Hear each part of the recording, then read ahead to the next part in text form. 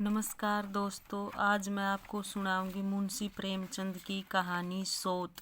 बड़ी ही अच्छी कहानी, बड़े ही ध्यान से सुनिएगा और पूरी सुनिएगा। बहुत दिन बीत चुके थे पर पंडित देवदत्त के यहाँ कोई संतान नहीं हुई थी। जब तक उनके माँ बाप जीवित थे तब तक वे उनसे सदा ही दूसरा विवाह करने के लिए आग्रह किया करते थे, पर देवदत्त राजी नहीं हुए थे।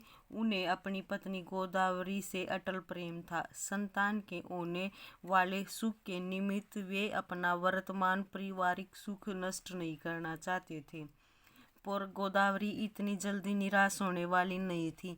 पहले वह देवी देवता, गंडे, ताबीज और यंत्र मंत्र आदि की शरण लेती रही, परंतु जब उनने देखा कि औषधियाँ कुछ भी काम नहीं करती है तो वह एक महासदी की फिक्र में लगी जो कायाकल्प से कम नहीं थी। उसने महीनों वर्षों इसी चिंता सागर में गोते लगा कर काटे। उसने के मन को बहुत समझाया, पर जो बात मन में समा गई वह किसी तरह से नहीं निकली। गोदावरी को बहुत बड़ा आत्म त्याग करना पड़ा। गोदावरी ने अंत में अपने प्रबल विचारों के सामने सिर झुका ही दिया। अब वह सोत को आगमन करने के लिए तैयार हो गई थी। पंडित देवदत्त उनके गोदावरी का यह प्रस्ताव सुनकर संभवित से हो गए। उन्होंने उनकी बात हंसकर टाल दी, पर गोदावरी ने गंभीर भाव से कहा, तुम इसे हंसी में मत समझो। मैं अपने हृदय से यह बात कह रही हूँ कि संतान का मुंह देखने के लिए मैं अपनी सोच से अपनी छाती पे मूंग दलवाने के लिए भी तैयार हूँ। जब तक उनका यह संदेह हो जाता रहा, इतने ऊंचे और पवित्र भाव से भरी हुई गोदावरी को उन्होंने अपनी छाती से लिपटा लिया और कहा, मुझसे तो यह नहीं होगा। मुझे संतान की कोई अभिलाषा नहीं है। अपनी खातिर नहीं तो मेरी खातिर यह काम आपको करना ही होगा। आपको दूसरी शादी करनी ही होगी। गोदावरी बार बार पंडित जी को यह आग्रह करती रही। पंडित जी सरल स्वभाव वाले व्यक्ति थे। उन्होंने हाँ भी तो नहीं की, लेकिन बार बार कहने से वह कुछ राजी हो गई। गोदावरी ने अपनी कार्य कुशलता से सब काम सुलभ कर दिए।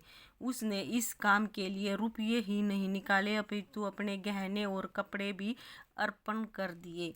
गोदावरी ने अपने गांव में जाकर यह काम आरंभ कर दिया और समाप्त भी कर दिया और नई बहू घर में आ गई। उस समय गोदावरी इसे इतनी प्रसन्न हुई कि मानो यह लग रहा था कि वह अपने बेटे की शादी कर रही है। गोदावरी गोमती पर सास की तरह शासन करती थी, पर यह नहीं समझती थी कि वह उसकी सास नहीं है, उसकी सोत है।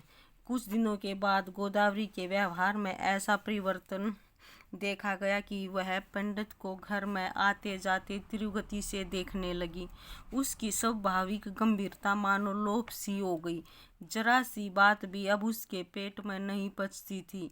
जब पंडित जी दफ्तर से आते तो वह गोदावरी उसके पास घंटों बैठी गोमती का वृत्तांत सुनाती रहती।